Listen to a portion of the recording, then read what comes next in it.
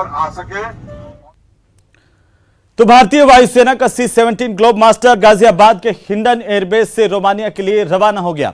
यह विमान 4,900 किलोमीटर की दूरी तय कर लगभग 5.5 घंटे में रोमानिया पहुंचेगा।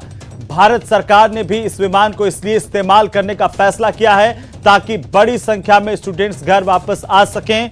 बुधवार देर शाम तक बड़ी संख्या में भारतीय छात्र छात्राएं भारत वापस आ जाएंगे। वैसे इसमें आने वाले छात्रों की सही संख्या तो शाम को पता चल पाएगी। भारत सरकार के ऑपरेशन गंगा के तहत प्रधानमंत्री नरेंद्र मोदी ने वायुसेना को भी शामिल होने का निर्देश दिया था। वहीं गाजियाबाद के हिंडन एयरबेस पर C-17 ग्लोब मास्टर विमान को स्टैंड बाय पर रखा गया है और वह कभी भी उड़ान भर सकता है, क्योंकि लगातार हमले तेज हो रहे हैं यूक्रेन में और ऐसे में तमाम भारतीयों को कहा गया है कि त्वरित यूक्रेन छोड़ दें, खासतौर पर कीव। और अब भारत सरकार लगातार भारतीयों को लाने का सिलसिला जारी रखे हुए हैं। ऑपरेशन गंगा इसे नाम दिया गया है। ऑपरेशन गंगा के तहत बड़ी संख्या में जो भारतीय स्टूडेंट्स हैं उनको निकाला जा रहा है।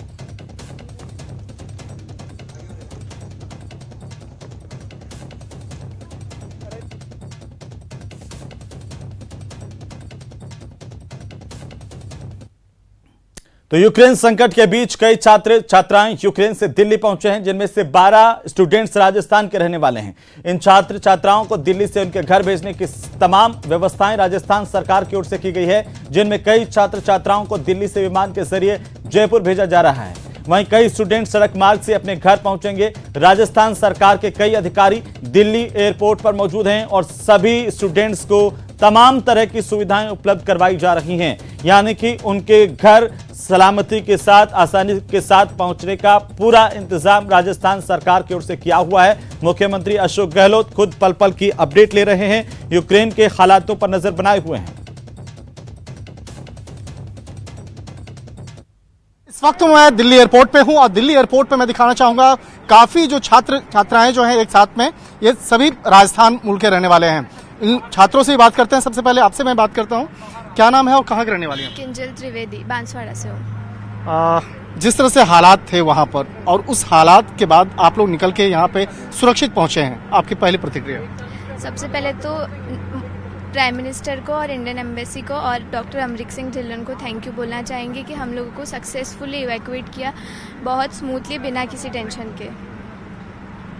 घर वालों को आप लोग बता रहे होंगे कि हम लोग सुरक्षित हैं, फिर भी घर वाले मानते नहीं होंगे।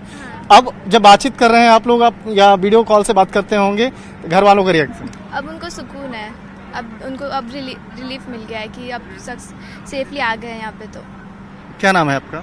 सुनील कुमार सैनी, कहाँ? नीम का थाना सिक्कर। पिछले कुछ दिनों से जो हालात रहे वहाँ पर, उस हालत पे आपकी प्रतिक्रिया? सर हालात खराब थे बट हम सेफली थे और पीएम मोदी ने हमारे को सेफली यहाँ लाए। अभी भी आप लोग के बहुत सारे फ्रेंड वहाँ पे फंसे हुए हैं जिनसे आप लोगों की बातचीत होती होगी, और क्या लोग अपील कर रहे हैं, क्या बोल रहे हैं? जो बच्चे खारकीव, सूमी, कीव में फंसे हुए उनको बस जल्दी निकाले। और ऐसा नहीं हम यहाँ पे पहुँच गए तो हम फील अच्छा कर रहे हैं। हमें ये भी पता है कि हमारे काफी फ्रेंड्स वहाँ पे हैं, तो हम गवर्नमेंट से यही अपील करेंगे कि आप उनकी भी हेल्प करें। तमाम जो उपयुक्त सुविधाएं हैं वो मुहैया कराएंगे। तो एक तरह से कहा जा सकता है कि छात्र अपने आज घर पहुंचेंगे और कहीं न कहीं जिस तरह से मिशन गंगा के तहत इन छात्रों को लाया जा रहा है, इसकी खुशी है इन छात्रों के चेहरे पे भी देखी जा सकती है। वीडियो जर्नलिस्ट जगदीश के साथ शंकर आनंद, न्यूज़ 18, दिल्ली एयरपोर्ट। तो यूक्रेन में जो पाकिस्तानी छात्र छात्राएं पढ़ रहे हैं उनको वापस आने, अपने देश आने तक के लिए भारत के झंडे और भारत माता की जय का सहारा लेना पड़ रहा है। तिरंगा युद्धग्रस्त यूक्रेन में भारतीय छात्रों समेत पाकिस्तान के स्टूडेंट्स के लिए भी ढाल बना हुआ है। यूक्रेन में जहां हर ओर भयावह का माहौल है, वहीं बड़ी संख्या में भारतीय छात्र वहां पर फंसे हुए हैं। अब तिरंगे के साए में वे अपने अपने वतन महफूज लौट रहे हैं और यूक्रेन में तिरंगा भारतीयों का सुरक्षा कवच बना हुआ है। दूसरे देशों की सीमाओं पर पहुंच रहे छात्रों की बसों और अन्य वाहनों में तिरंगा झंडा लगाया देखा जा सकता है।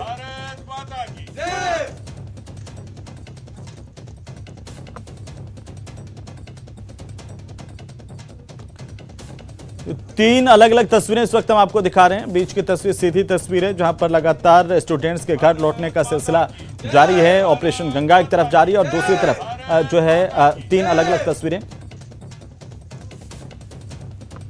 दिखा दिया, वो एक तरीके से यूक्रेन में खड़ा होके भी सेफ था। तो बहुत सारे दूसरे देशों के बच्चों ने भी भारत के झंडे दिखाने शुरू कर दिए थे सेफली निकलने के लिए। कितना प्राउड है आपको इस बात का, भारत का झंडा आपके देश का झंडा है? एक्चुअली हमारे जो फ्लैट है, फ्लैट के यहाँ पर आर्मी से हमारी ऐसी बात हुई थी, तो वो कह रहे थे कि आपका जो है इंडियन फ्लैग है और आप इंडियन हो तो आपको इतनी डरने की जरूरत नहीं है, क्योंकि इंडिया रशिया का सब ठीक चीज है। तो हम लोग ने वैसी फटाफट फ्लैग अरेंजमेंट की, और जैसी हमारी बस जैसी हुई तो हम लोग ने बस के सामने 2 इंडियन फ्लैग प्रॉपर बिगेस्ट बड़े बड़े लगा दिए, ताकि हमको फ्री क्लियरेंस मिले। और एक्चुअली वो काम किया, क्योंकि इंडियन फ्लैग देखे लोगों ने देखा कि ये सब इंडियन बच्चे मेडिकल स्टूडेंट्स हैं, तो उनको हमको अलाउंस मिलता है कैसे। यस मैम, वो फ्लैग मैंने अरेंज करा था। मैं भाग के जाके मार्केट गया, कलर स्प्रे लेके आया, फिर मैंने 6 कलर स्प्रे खरीदे। फिर मैं दूसरी दुकान पे गया, मैं कर्टन लेके आया, मैंने कर्टन काटा, फिर वो हैंड टू हैंड स्प्रे बनाए, और वो मेरे पास वीडियो भी है। फिर हम जब घर से निकल रहे थे, पूरी बस पे फ्लैग लगाए, फिर हमने नेशनल एंथम गाया, उसके बाद फिर हम निकले। तो कहीं पर मैं पढ़ रही थी कि एक टर्किश बच्चे ने, एक पाकिस्तानी बच्चे ने, सबने भारत के झंडे पकड़ लिए थे ताकि उन्हें उनको हेल्प मिल रही थी मैम जल्दी से, इसमें ऐसी भारतीय झंडा काम आया। जी, भारतीय झंडे और भारतीय दोनों काम आए। और अब बात